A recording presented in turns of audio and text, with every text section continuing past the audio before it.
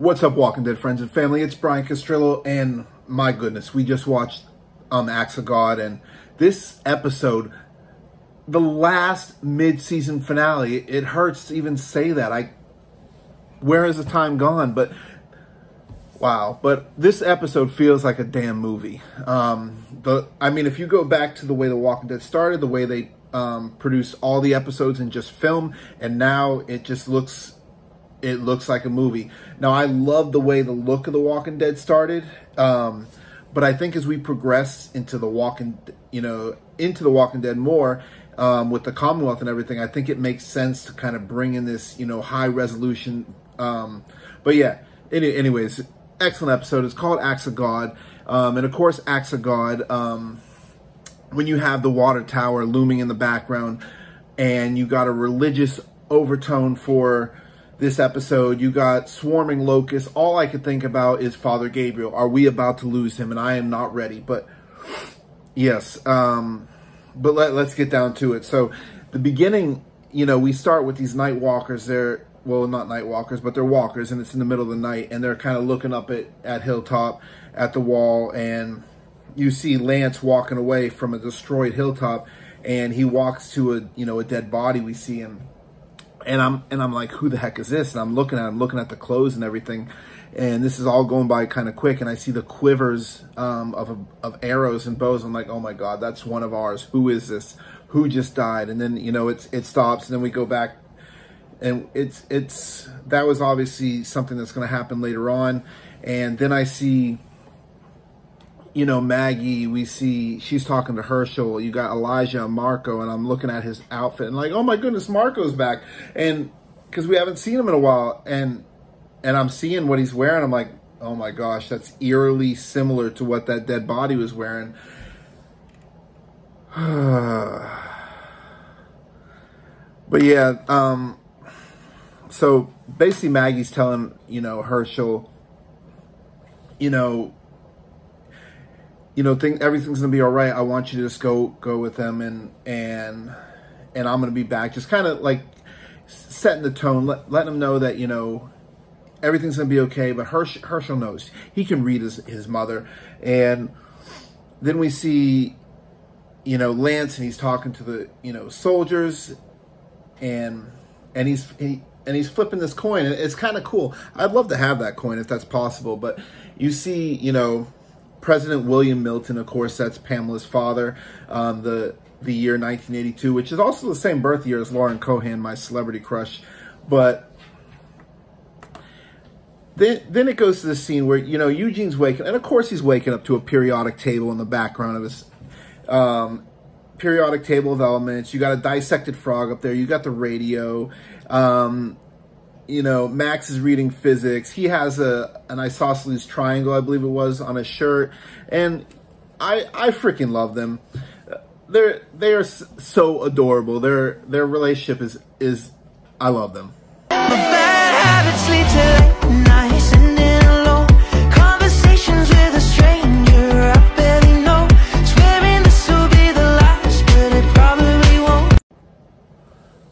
Now we got Daryl, Aaron, and Gabe, and they're with the Commonwealth Guards, and my gosh, this scene, not just this scene, this whole episode had me so tense. My heart is beating. I was on edge the whole freaking the whole episode. I felt like oh my God, just like you needed a paper bag. It just had you on the edge of your seats. But they're going through this house and everything. There's some clear tension with Daryl and with Father Gabriel and Aaron with the guards, and they're basically saying we need to watch our backs, and something's being set up. You can clearly see something is about to happen. And then of course you got Herschel. There's another scene where you got Maggie's group, and she's with Herschel at the time, and she's trying to comfort him and basically say, but Herschel knows that something isn't right. And then they find Lydia pops up out of nowhere, and she brings him to like this old whisper hole where you got Negan in there, Annie, And I am worried that Annie is about to get Lori Grimes' comic book death. I mean, it feels like it's being set up, and Oh my goodness. But so they got, their people, they're hidden down there. And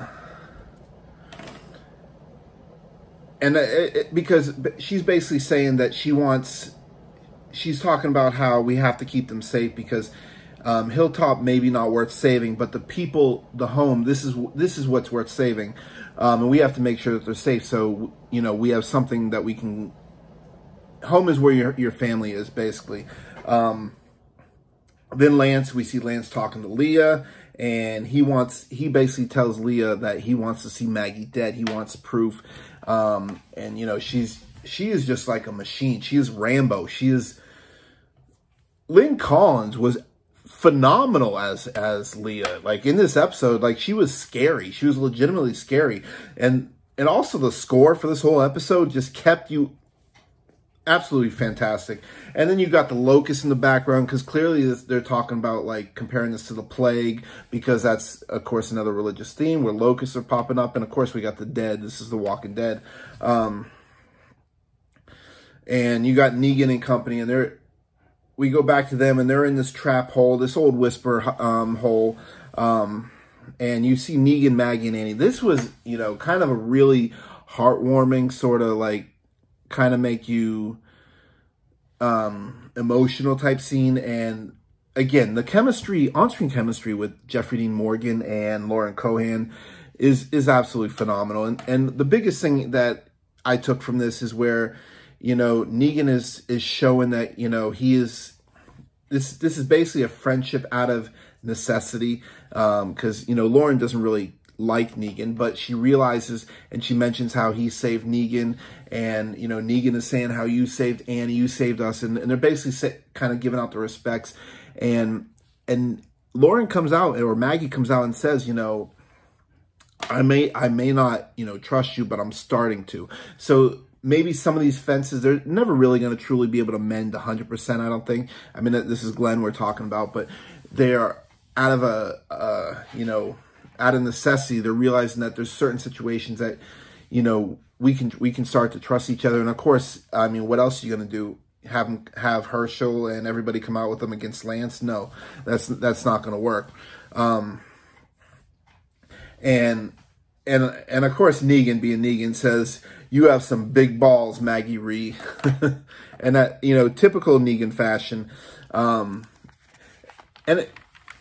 Josh Hamilton playing Lance has been absolutely phenomenal. His role in this has been epic. Hunting down people with a pink. He's got the pink tie going. And then, we go back to Aaron, Gabriel, and Daryl, and they're being led into this old bus, like old kind of abandoned car graveyard. And you see spiders and snakes. Of course, more of this plague. And then, the shootout basically kind of happens. You got the guards being shot by our family and vice versa, and it's just getting all crazy. Eventually, our family wins, and Daryl goes to the lead guard, and he basically says, "Where is Lance? I want to know." And he's basically telling him, "No, I don't think so." And then he basically says, "It's either I could take you out, or you can die by these walkers coming." Again, a very stressful scene right there. And then we see, Max, and Pamela's talking to him, or her rather, and she's reading Max and realizes that she's stressed, and she's trying to get, what's wrong with her. And of course we know what Max is trying to do. And Max basically just reminds her that, you have this dinner you need to go to. And then after she leaves, she goes and she's, filing through these files to try and get stuff on Sebastian. Because, she's trying to get, information. And then all of a sudden, Sebastian comes in, and he's drunk, and he's trying to figure out, why his mom why he has to file anything to try and see his mom. And she's like trying to avoid him, and he's, kind of distraught, and he's taking it out on her. Leah and Lance are starting to fight because she's doing her own thing. And then we come into the house, and this trap is set, and we see our family there, and then, you know, the Commonwealth Guards, although they're all dressed in black with Leah, and this trap is set off, it kills them off, which is why Lance is starting to really get mad with Leah. Leah comes out and shoots Marco, and oh my gosh, we just get Marco back, and he's down, and they show, you know, Lance through the scene. They kick over his body, and of course there's Marco. And by the way, where the hell is Eduardo and Cal? I know they're still alive there, and we need to see them back. Where are they? I want to know. Someone has to have answers to this. But you know, he gets on the walkie, and you know, Lance is saying to Leah, you know, you killed my men, and she's like, yeah, that's just collateral damage. I'm doing this on my own. This is my fight. So then we see our two groups that are out there. You know, they're talking about how they're trying to split up, and they're kind of going their own way. And then we come back to, you know, Connie and Kelly's apartment. We got Rosita there. We got Eugene. We got Magna, and they're all kind of, you know, talking about the information that Max got and how and basically it's showing coordinates of people and where these people might be, but it's not like, you know, Connie was saying it's not enough. So she's talking about going, you know, exposing the Sebastian story until we get more proof. But are these coordinates of people that maybe they're trading with the CRM? Is this possibly, you know, a connection right here that we're going to find out in these last, oh my gosh, 8 episodes left. But yeah. So then we come to Maggie and Leah, and if this is not one of the top 5 fights in the entire, you know, Walking Dead history, and I'm trying to think about some other great fights that you got. Of course, you got to have, you know, Rick and the governor in there for the top 5. I'd probably go Daryl and that cop when he, you know, he's trying to grab the zombie head, and he sticks his hands in the eye holes and starts bashing. That's probably 3. There, of course, I thought the fight with Simon and Negan was a good one. And maybe even Rick and Porch Dick. But I don't know. There's so many. Those are just the ones that are popping in my head right away. But anyways, back to this Maggie and Leah fight. And yes, if we didn't know, they probably should have waited until Talking Dead to release, you know, the Isle of the Dead, and it would have made it a little more tense. But this fight was badass. And Maggie and Leah, like, she basically knocks her out in the wood. She has her tied up in this chair, and she's getting ready to, you know, shoot her in the head. But she's basically insinuating that she wants to kill all of her people, including her son, basically, and let her, because she took her family away, so she wants to do that to Maggie. But then Maggie, of course, being Maggie and resourceful, is getting her hands out at the same time, and it results in this knockdown, you know, drawed fight. Just truly epic. They both got knives. They're both kind of like slicing each other a little bit. And eventually it comes down to where, you know, Leah's on top of Maggie. And my God, the choreography in this fight, again, fantastic. Hats off to both of these women who were epic in this role. But she's about to kill her with the knife, Maggie, because she's on the ground. And then Daryl comes in and shoots her right in the head, back of the head. No questions asked, like he killed Morales when he was about to kill Rick. But geez, and then right after that, we see Daryl. He shoots out the window because he sees Lance and the Commonwealth Guard coming up, and he kind of grazes the cheek. So his cheek is all scarred up, and they come in, I guess, to make it look like Leah did that. But then we come to the end of the episode, and you got the flags like falling over Alexandria, falling over the hilltop, and then they're over at Oceanside. Where the hell is Luke? Because we saw that group there, unless I was blind and I missed him, but I did not see Luke there. But they're basically taking these people. They're not even giving them anything to talk, no choice. And then you see Lance flipping his coin again, thinking he's Two-Face or something. Of course, he got the scar there, flipping the coin just like Two-Face, But yeah, wow, what a fucking episode. Absolutely epic. The writing, the special effects, some of the walker kills were fantastic. The religious kind of, with the locusts, making you, and and the score, the music was fantastic. I was on my edge the entire episode. But who am I going to give my MVP for this episode? Because this was really difficult.